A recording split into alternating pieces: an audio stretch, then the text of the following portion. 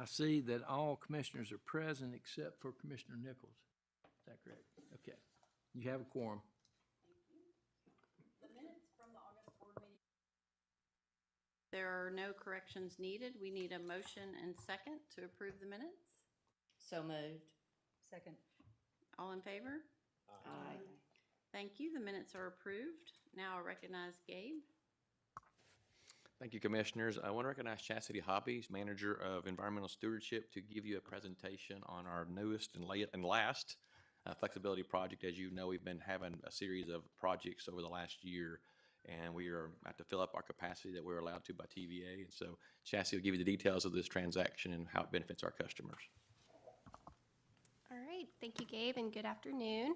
As Gabe mentioned, I'm going to present on Resolution 1512, which authorizes a new solar project being developed under the Generation Flexibility Program. As Gabe mentioned, this is one of many that we have brought to you all in the past 12 months, so a lot of these slides will look familiar. I'm going to try to go through the first couple pretty quickly, but I'm happy to pause and take any questions at any point.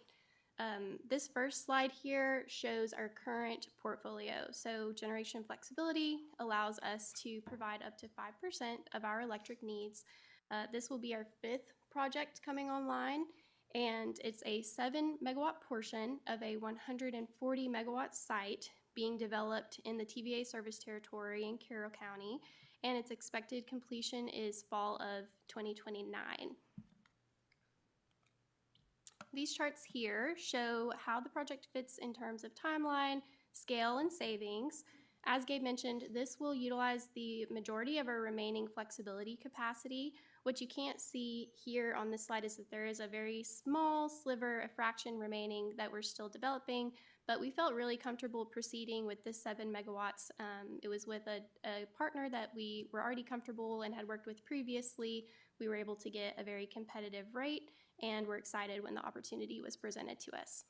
The other thing that I'll mention here before moving on is that for 2025, we projected $2.9 million in savings this year, and to date, with the 2 projects that we have operational, we've saved $1.8 million.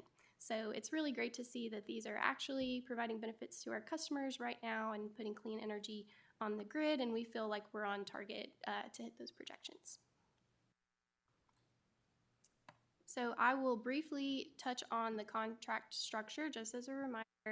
Because this is a TVA interconnected site, it requires 2 complementary contracts. There's a PPA under which we will purchase power from the developer for the site located in TVA's service territory.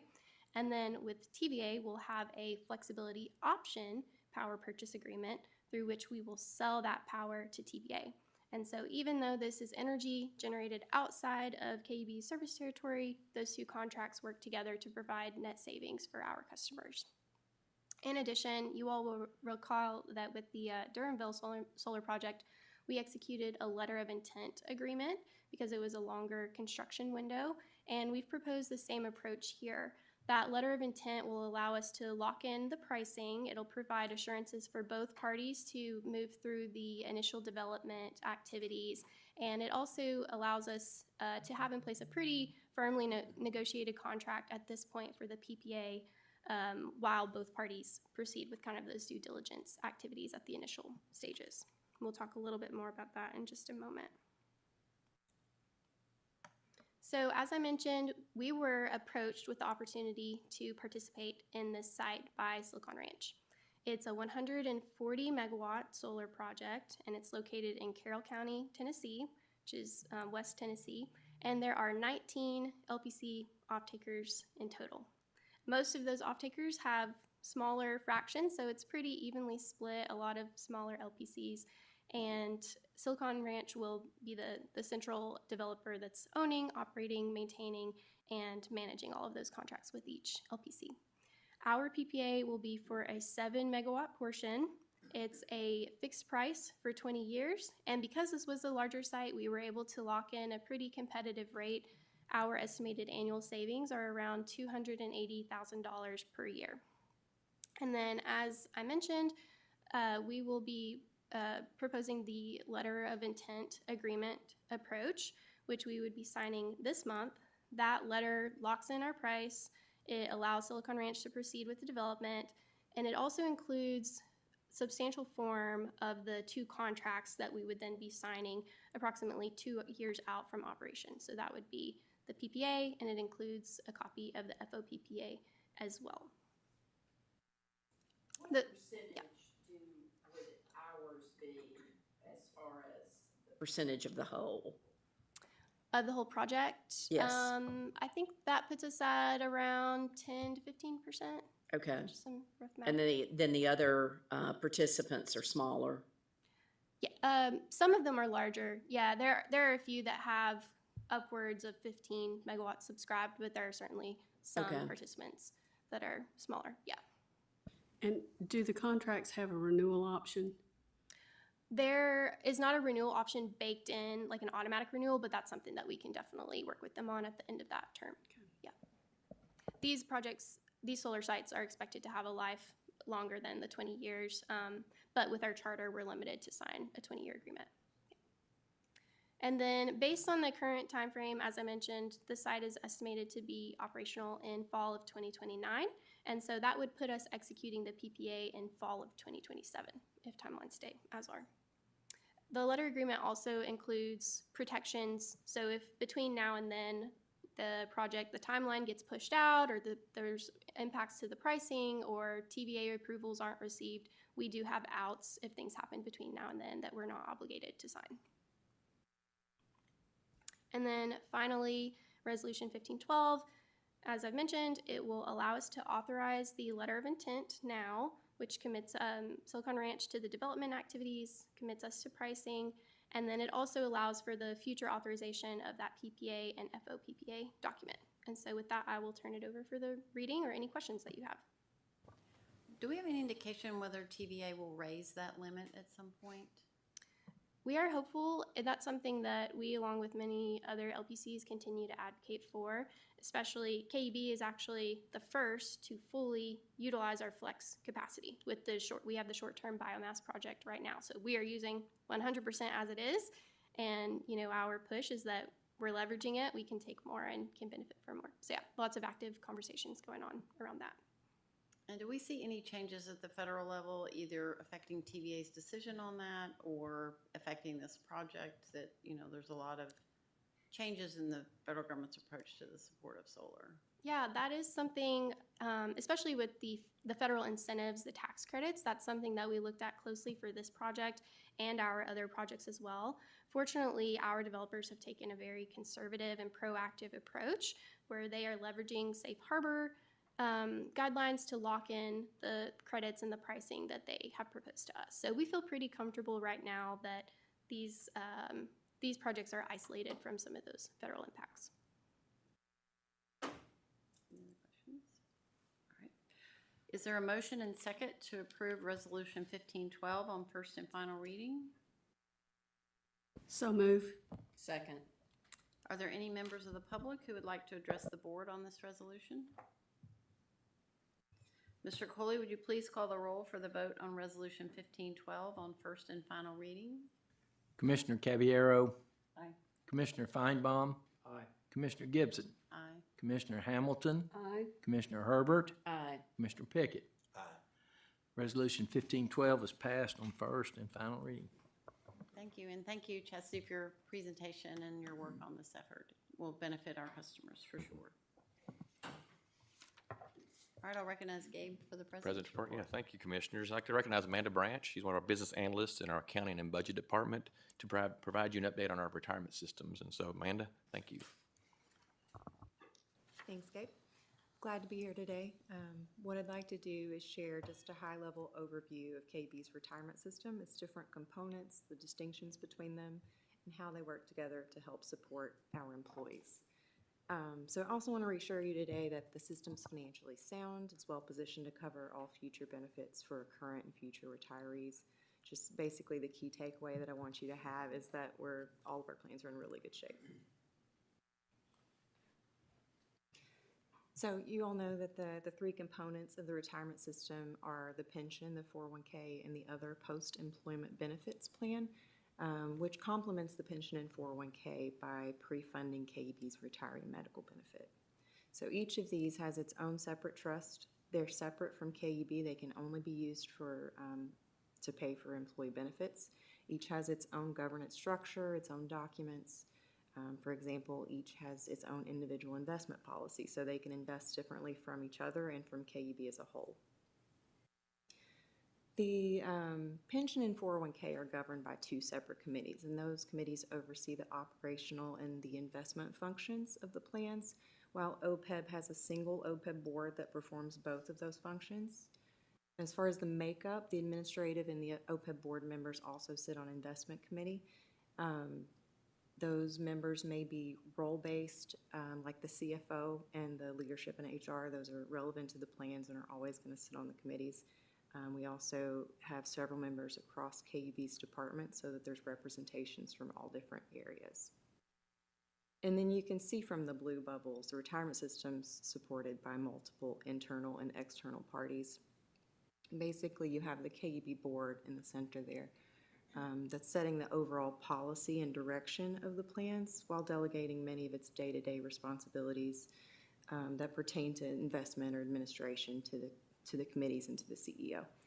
And then we have all these outside parties, these experts that are providing independent oversight. For example, we have an actuary, an investment consultant, and the system has its own benefits counsel. So all these parties important in keeping the plans healthy and in compliance. As board members, you have several key responsibilities. Those include approving amendments to the plan. Those would be really material cost amendments, so outside of KUB's approved operating budget. And those are really few and far between, as you would expect. You may have sat on this board for a while and haven't seen any of these come across yet, and that's not surprising. Those would be really significant impact items. But what's more common are amendments to the investment policies. So those policies are intended to be dynamic in nature, and as a result, they happen more commonly than plan amendments do. For example, in 2023, the board approved adding several new asset classes and new fund managers to the pension. That was a result of an asset liability model that we'd conducted, and it helped to diversify the plan's investments and just in turn reduce risk for the plan. So that was approved a couple years ago. Just want to get into a little bit of the pension's history and some of the details of the benefit. The pension came over from the city of Knoxville in July of 1999. That was in accordance with the city charter and approved by the board. At the time, the city plan had two, Plan A and Plan B, and so all of KUB's employees were a part of one of those. They were given the option of remaining in those legacy plans or transitioning into the newly created Plan C. And the majority of employees did choose to do that. As of last year, all our Plan A and Plan B have retired. So it is a defined benefit pension plan. The calculation is based on years of service and on salary. Salary here is actually the average of the highest 36 months of consecutive pay. So most often that's just the 3 years that lead up to someone's retirement, but not always the case. In the NAT retirement, they have the option of choosing a lump sum or an annuity benefit or some combination of those two. And we do have employees take us up on all different forms of those options. The annuity benefits, the options available to them are a single straight life annuity, a life with 10 years guaranteed, or a 50% or 100% joint survivor annuities. And then you all know that the plan is a closed plan. It's been closed for 15 years now. We have about 30% of our employee population remaining eligible for the pension benefit at this point, all of whom would be 100% vested since it was 5-year vesting. A little on the pension's investment strategy. This is going to look different than what KUB is allowed to invest in, which is just cash-based investments. The pension's broadly diversified across several different types of equity, fixed income, real estate, short-term government funds. And then within each of those asset classes, it's managed by a professional fund manager. So we have several different fund managers. Those are compared against the standards of measurement and the benchmarks that we've defined in the investment policy for them. The total return on pension the goal, the long-term investment return goal for the pension is 7%. And that number is also important when we determine the funded status of the plans. You can see the 1 year and the 5 year numbers as of June 30th were 12.4% and 7.9% net of fees, both of those exceeding that 7% long-term return goal, and also putting us in the top 5% of our peers since inception in 1999. So really good long-term performance for the pension. Next, we'll talk about the 401k benefit. This is the main retirement savings vehicle for our new hires and for 70% of our population at this point. The key difference here is that the 401k is participants' money, so they make all investment decisions, including which funds to invest, how much they want to invest, and what types of dollars. So pre-tax, Roth, after-tax, tons of flexibility with the 401k. KUB's had a 401k for a very long time. So 1984 it was established, and then in 2010 it was amended to add the non-elective contribution for those that were hired after the closing of the pension plan. You'll see on this table that the match is 50% on employee deferrals, 3% max, and the vesting structure. Those are all pretty standard as far as 401k plans go. What's a little less common is the non-elective contribution. So that is a KUB paid contribution that's on top of their match. It's also regardless of whether the participant's contributing any funds of their own. So when the pension closed, that was intended to be a comparable benefit.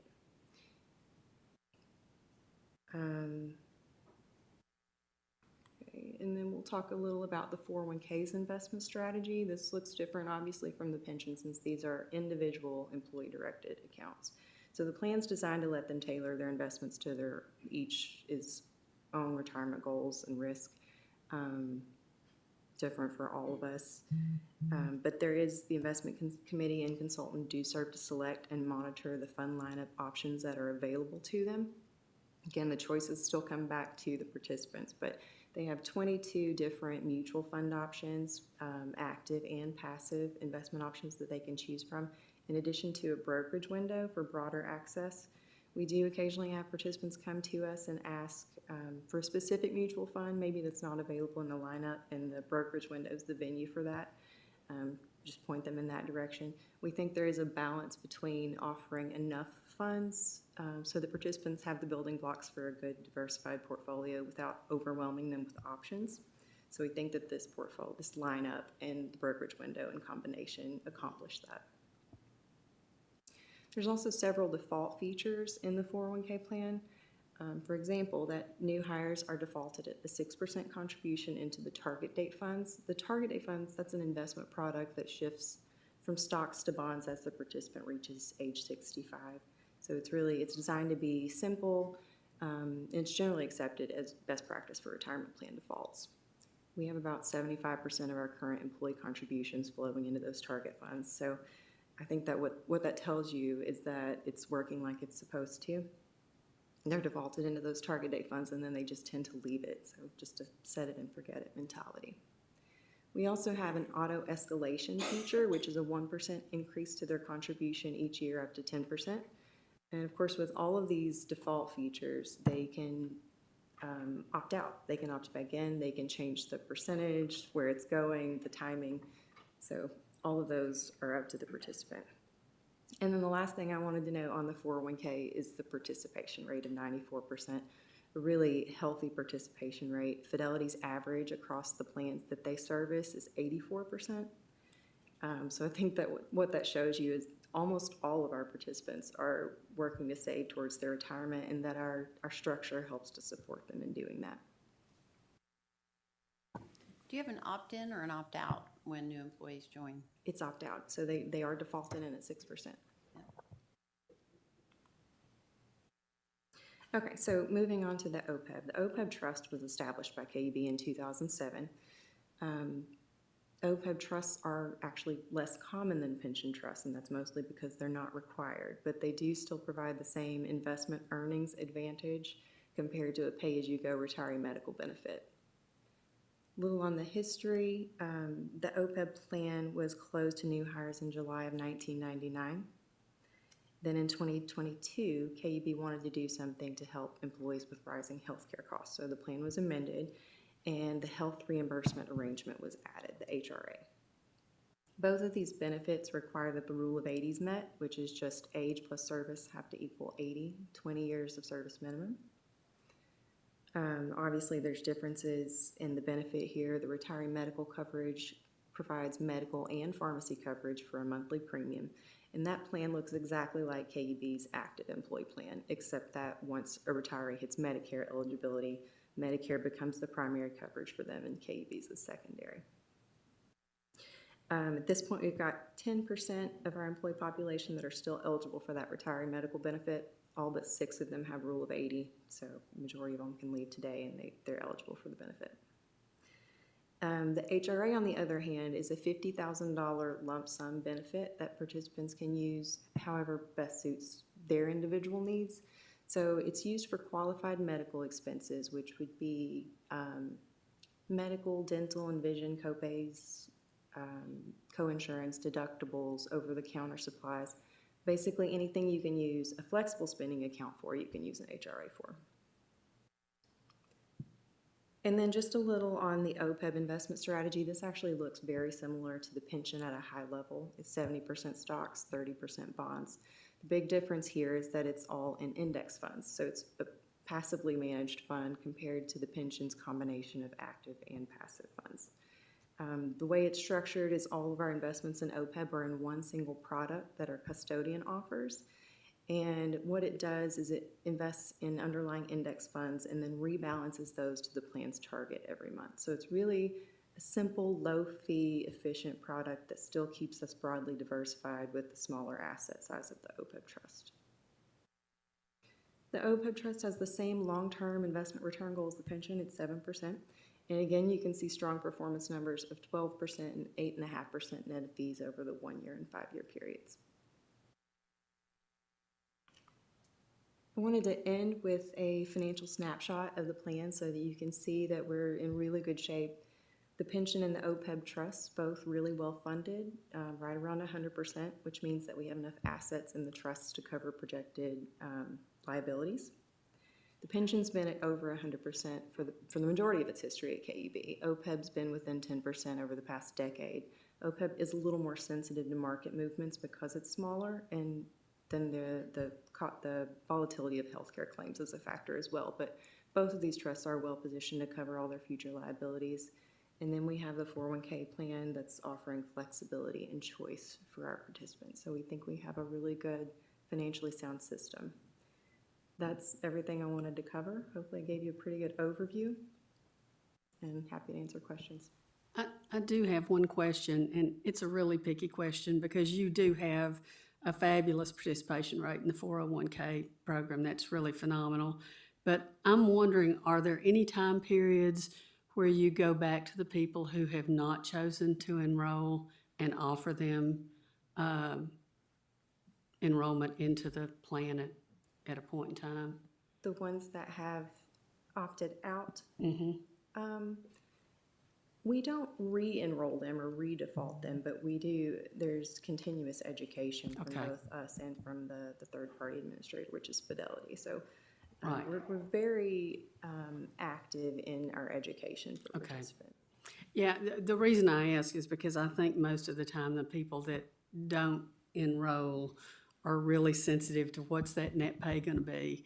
And often when they if they're getting to the point in the year when they're maybe going to see an increase in that net pay, maybe at that point in time they might choose to come in, but it's not something they're going to think about, I don't think, unless the opportunity is presented to them. So that's the reason I was asking. Thank you. To your point, Commissioner Hamilton, and to Amanda's, we do talk about 401k during open enrollment every year.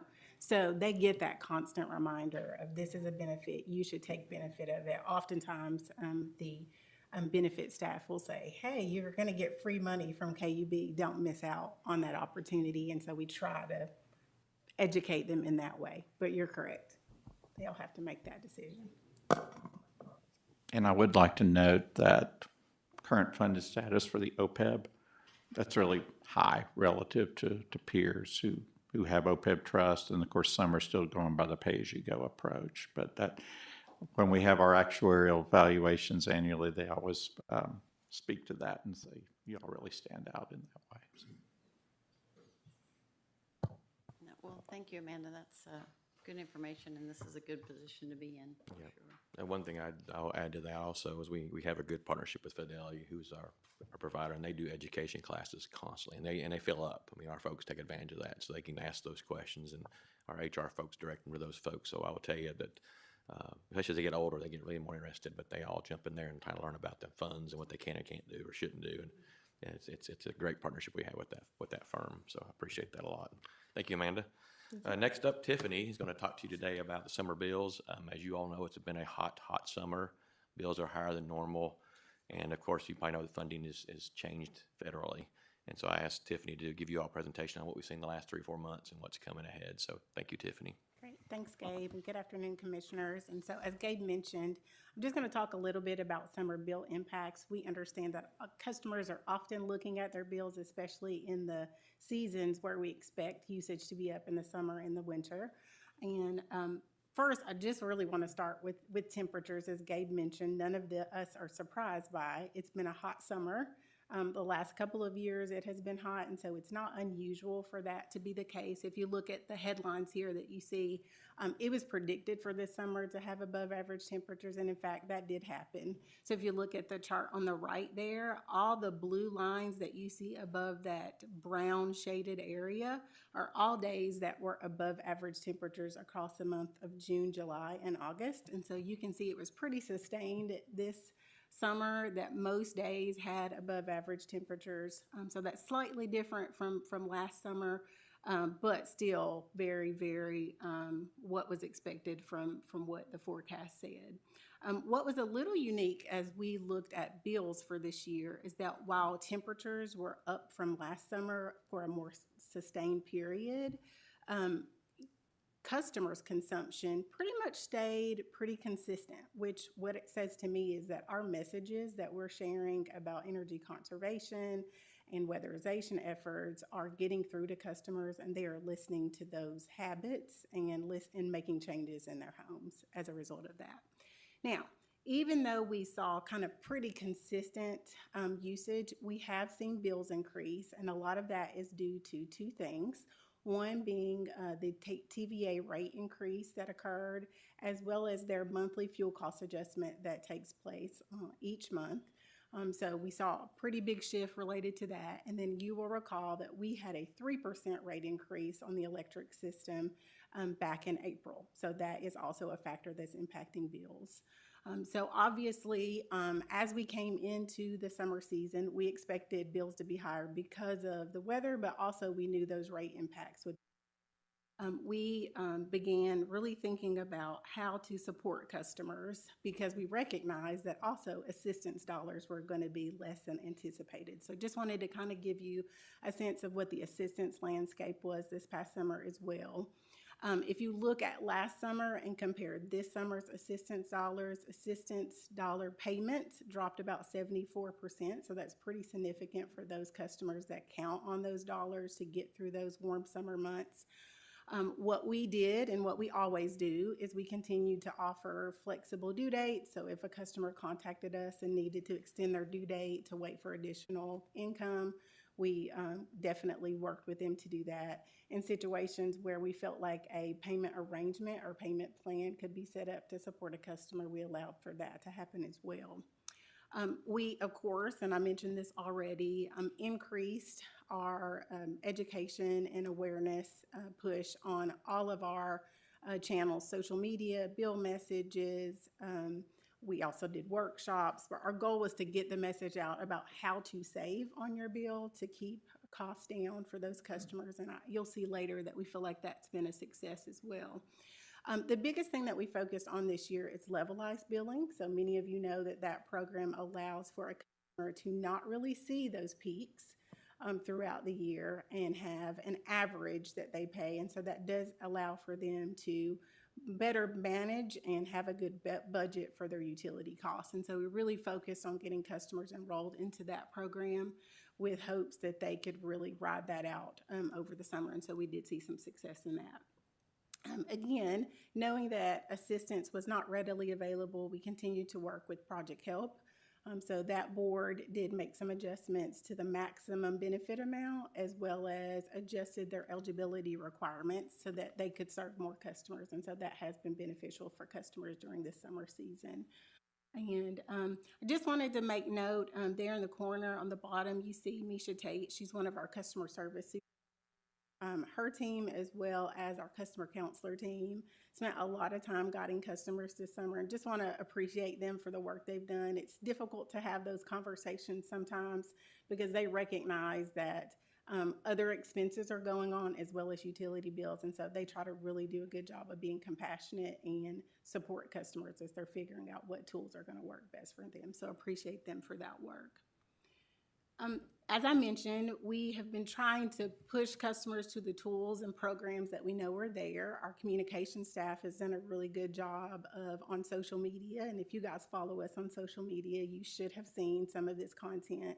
I think they've done a really good job of trying to get the right messages out to customers about what's available to them. Obviously, social media is not the only way we do this, but I just felt like these were some of the really good prominent messages and wanted to make sure that you also saw the work that goes into making sure customers hear the right messages and see the right things. So let's talk a little bit about how those programs have impacted customers. Talking about weatherization, obviously for us, that's the solution that we feel like is the most long-term, making sure that homes are energy efficient and that those customers over the long term don't need that additional emergency assistance because their bill has been reduced. What we saw is if we just took the 130 homes that were weatherized in 2024 from the months of May to November, so basically it's just been a year or so for those, and some much shorter.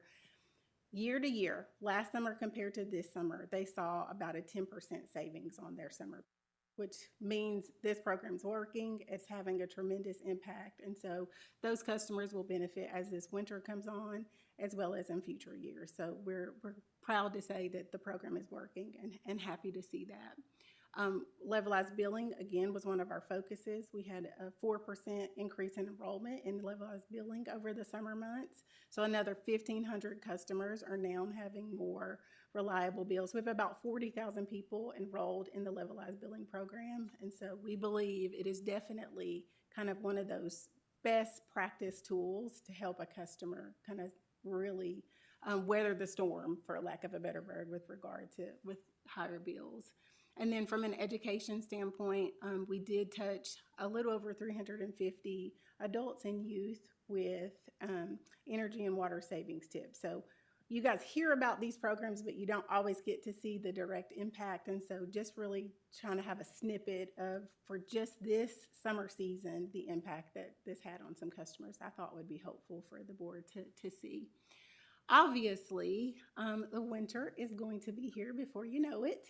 And so we are already thinking ahead about how we're going to support customers. I think we will do similar things, recognizing that we know that gas costs will be increasing. We also have a small rate increase on the natural gas system and then the electric rate increase that was already in effect.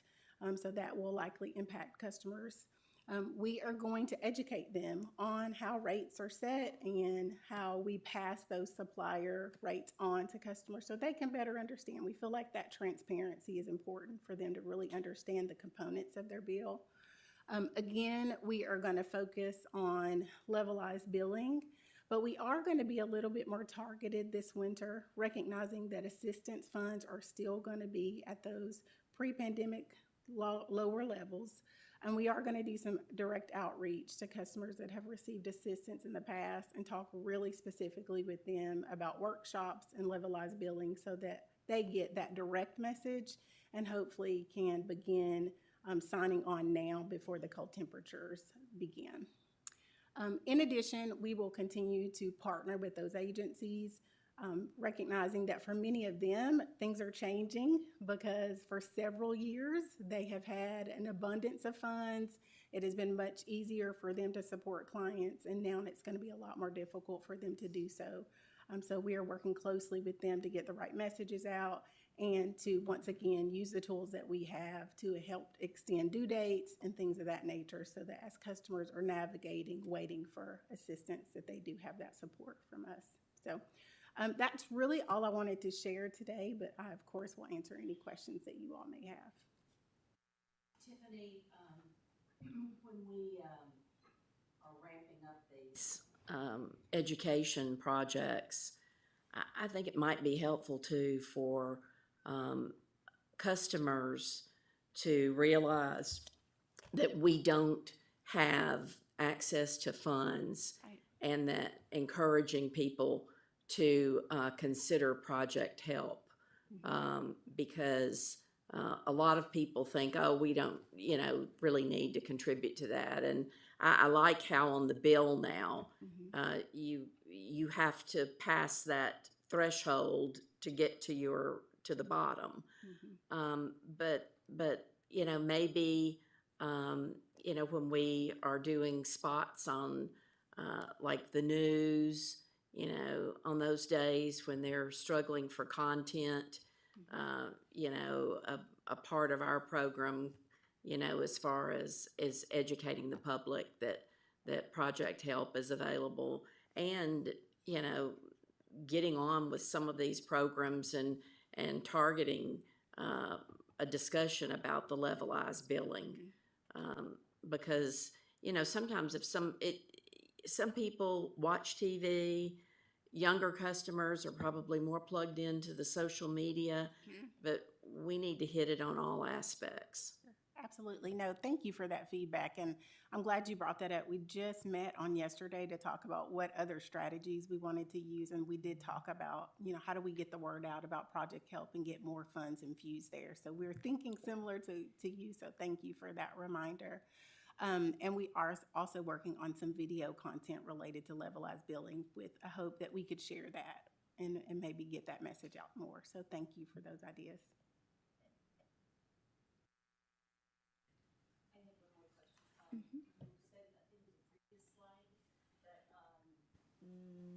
No, I guess one more. The decrease, the 74%. So is that just, we're not seeing the pandemic funds, is that where the cut is? Yeah, that's what we're hearing from our partners, that a lot of the funds that were pushed into the community as a result of the pandemic have now been exhausted. And so for us, this 74%, I can't say that 74% has been a decrease in what they've received. That's what we've seen as in terms of what we've received. It's 74% less than what we saw last summer. All right. But I would say it is a similar amount that they've had reduced to come to them as an agency. Thank you.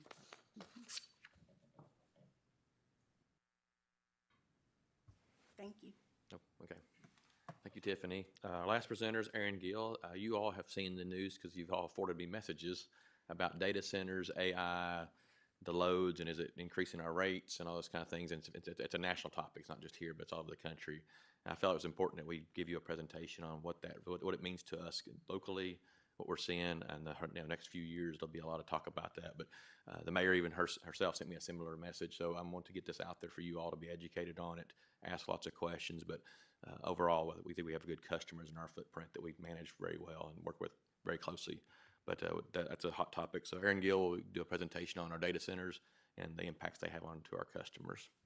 Thanks, Aaron. That's really the introduction that we want for this, because we intend this to be a high-level conversation, really to give you some talking points as you're may receive, and recognizing that this is an evolving conversation, rapidly evolving, and there's a lot of innovation that I think helps.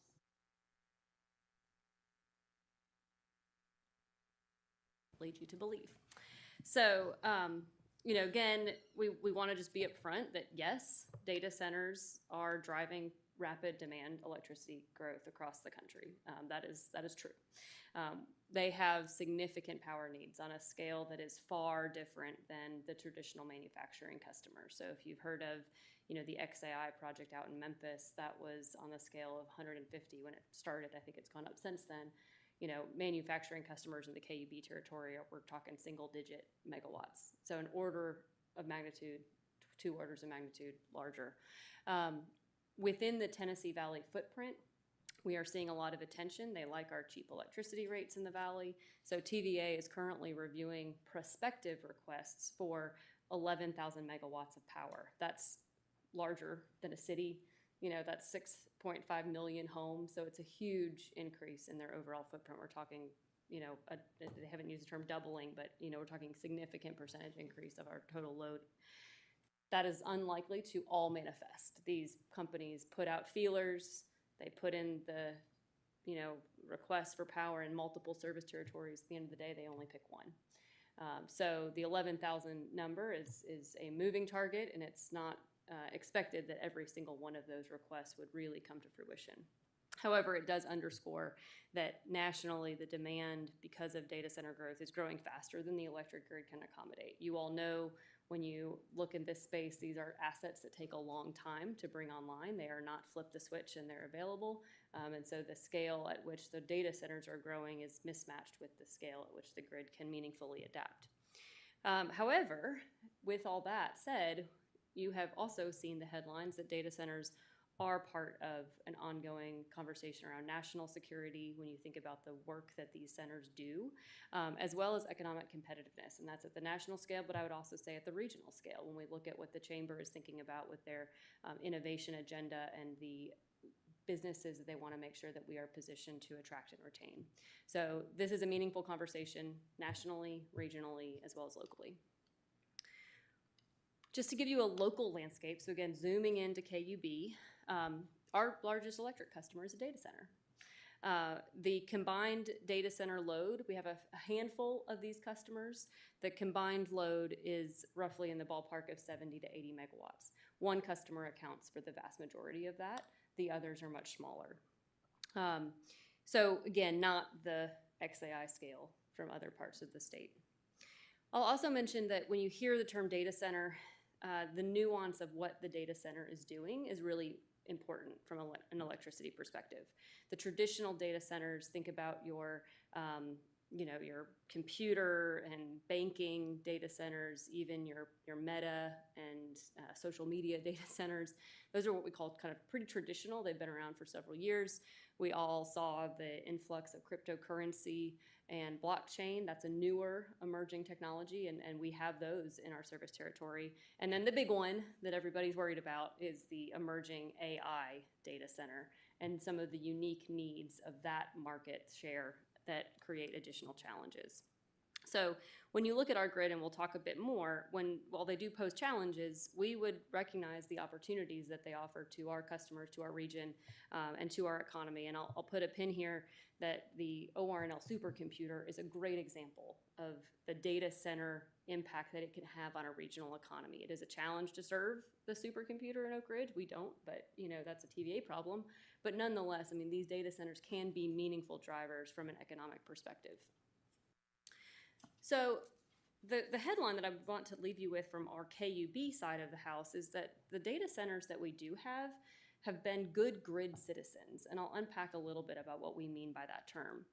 The first is that when they came here, they paid upfront for the distribution infrastructure investments that had to be made in order to accommodate that load. They didn't ask all of us, all of our customers, to front that money. They said no, they bring that cash to the table. What that did is it insulates our customers from the risk that that data center could walk out the door tomorrow. So we feel very good about that. They also have a high consistent usage, which means they're using power in the middle of the night when electricity is cheap and plentiful. And they're also able to continue that usage of assets so that it's what infrastructure we did invest in, they're really using it a lot, which is good. And that's good for our revenue. We've seen that significant revenue, and that has helped reduce the impact of the local rate increases that we might have otherwise had to bring. And I'll also put a pin here that, the demand response potential specifically of our cryptocurrency customers has been phenomenal. And what this means is that when the grid as a whole does start to experience strain, when electricity is expensive and TVA is putting out that call to say, hey, we need curtailment, they're dropping down to nearly zero. They are dropping their load down to the very bottom. And that has exceeded what they told us and TVA that they would do when they came online. So they've overperformed relative to their contractual obligations. And in a recent event this summer, the demand response from data alone accounted for a 5% reduction in KUB's load. That's significant. And so when you see that type of really agile flexibility from these data centers, that is helping stabilize the grid and in real time avoid some of the most expensive market purchases that TVA would otherwise be making. So we've seen a lot of agility out of that particular market segment. So that's the good on our side. We want to be pretty honest, though, that the headlines are not wrong when they indicate that rapid demand growth can raise wholesale energy costs. So zoom out a little bit to the TVA footprint now. If you're taking a very traditional approach to energy planning, then it is responsible to assume that your customers are using their maximum demand at all times, that they've got all systems go, everything's firing, and the traditional energy planning assumes that because you don't want to underbuild and then have the lights go off. So the utilities in a traditional model, they're going to expand their generation, they're going to build more wires, they're going to build more plants, they're going to try to keep up with that maximum peak demand. And what that can mean is that the cost recovery is spread across all of us, and that can be expensive. So again, with a traditional approach, we do see that that rapid load growth could trigger a pretty significant grid upgrade, which then cascades cost ramifications to all customers, which of course then, once you build the plant, it's there, and there's a stranded cost risk in that traditional model. So that being the challenge, what's the paradigm that could be better? And here is that there's recognition kind of across our industry, and if you look at the industry headlines that we see on our side, there's a lot more optimism there. It's a lot less alarming because it's really focused on the innovation and the recognition that utilities and data centers have that the traditional model is not going to work for this emerging customer base. And so that recognition has started to put a pin on the need for new approaches to rates, to the regulations, to the contracts, to the operations. And so there's a lot of rapid conversation and so that the utilities can respond to this. And the goal, if you will, the mark to try to get to is that if you are approaching it with a proper framework, then you can see more and more of these data centers becoming the good grid citizens like what we see at KUB. So again, thinking about designated upfront payments, the ability to put to use excess capacity on the system, and then of course demand response participation that turns that liability into a potential asset for grid stabilization. When I say optimism, obviously you want to say, well, that all sounds good, but is it actually happening? And this will be, I think, the time will tell. But we are already seeing progress. We're seeing the innovation, and we're seeing it happen not just nationally, but with some of the specific companies that are within the Valley footprint that are relevant to the TVA. So, one of the resources, one of the options that these data centers are pursuing is on-site generation. They just say, well, if we can't get it from the utility fast enough, we'll build it ourselves. That's happening. It's happening with, again, the XAI project you heard a bit about. It's not optimal from a traditional utility standpoint because, again, they're bypassing us, and we don't want them to bypass us. We'd rather they work with us. So, again, that is happening, and it's a way to achieve the speed to market, something we're keeping our eye on. We're also pretty encouraged by some of what we'll call designated power agreements that some of these companies are pursuing. So when you think about what KUB has done with Green Invest, where there's a commitment to say, hey, we'll pay for this new renewable energy down in Mississippi, the data companies are also looking at that. They're looking at that not just for groups like solar, but they're looking at nuclear. And so they're saying, hey, we will pay some of that premium. We'll pay that premium if you can get us this power. So that's a designated voluntary type of agreement that's helping alleviate the strain on the grid while also allowing a kind of pay your fair share model. And then the last that we are also very keen to watch, because I think it's evolving in real time, is this idea of how do you take a load that is historically and traditionally thought of as firm. So again, forget about your crypto, but think of an XI or an AI situation. The prevailing paradigm was that, oh, you can't scale that down. It doesn't have a meaningful curtailment window. But there's more and more innovation within the industry and within the space to change that assumption and to allow these data centers, both through technology as well as operational commitments, to reduce that load. And if they can reduce that load when the grid needs it most, then it really takes some of the challenge out of the equation and that you can accommodate them. So we're seeing that again in the Valley with some of the companies that are here now. So I'll leave you with kind of the key takeaways. Hopefully we've, maybe busted some of the myths. I think what we would want to say is, if you're hearing the concern that data centers in KUB's footprint are bad for KUB, bad for our customers, we would want to bust that myth. I mean, I think that they have been good grid citizens, they have paid their own way, and net result is that they've actually helped us reduce the impact of rates locally. At the regional level, at the macro level, yes, this is a challenge, but we would say no, the sky is not falling. And it's because the mother invention is necessity, and these companies are really tuned in to how they can adapt in order to accommodate. And I would say utilities increasingly are finding the tools. We are watching the tools emerge so that we can find those new approaches to cost allocation, to load management and flexibility, and the idea of continual customer partnership and innovation. So that innovation gives us some hope that this will really turn out to be the economic competitiveness windfall, the national security asset that we hope it can be. But certainly, I think as the entire utility space is dealing with this, all of us have our eyes on how do we do it in such a way that does not create undue cost increases to the rest of us who are out here trying to pay our bills. Any questions? Aaron, a great presentation. Thank you. Certainly, these data centers have environmental impacts on the community, the region, and the state. I know a lot of that sets on the data centers themselves, noise pollution, et cetera.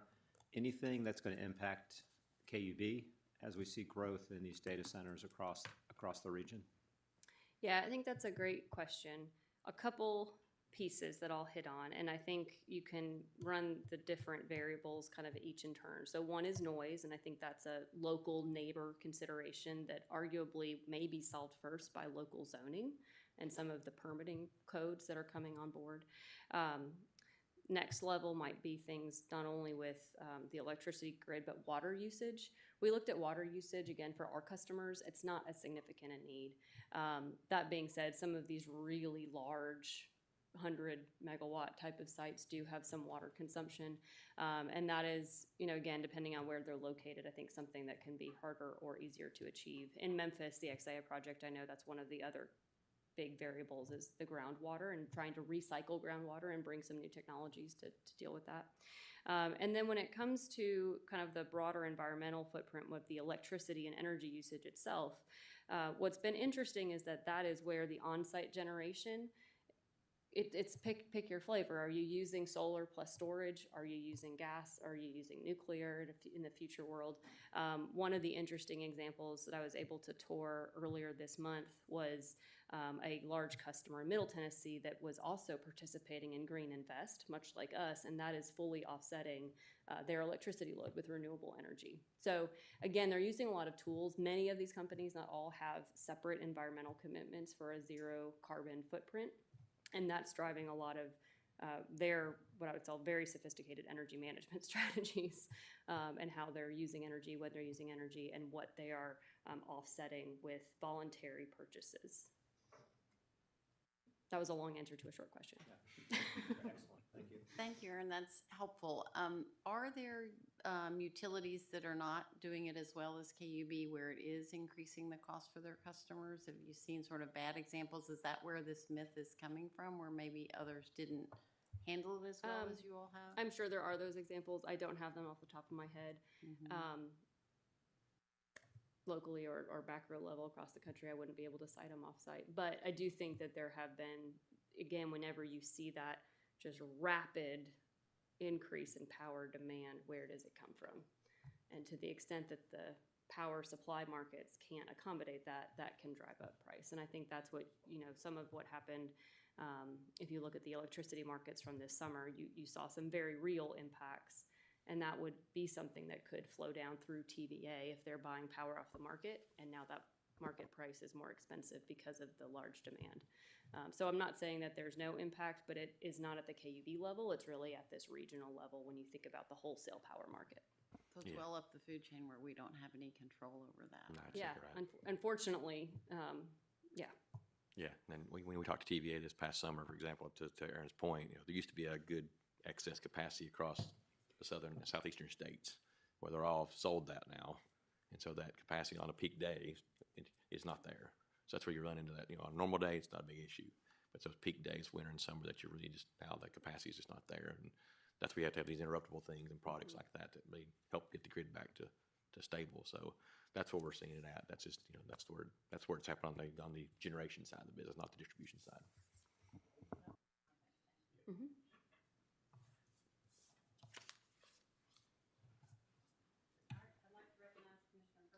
Nominating committee report. Good afternoon. I'm pleased to report that we received 23 applications for the commissioner term beginning in January 2026. The next step is for the committee to conduct interviews, and those are tentatively scheduled for October the 13th and 14th. Pursuant to the city charter, at least 5 candidates will be submitted to the mayor for consideration, and we'll nominate those candidates at next month's meeting. Thank you, Commissioner Herbert. Are there any members of the public who wish to address the board today? Following the adjournment of this meeting, the board will have a lunch session that is open for the public to observe. This meeting is adjourned. Thank you.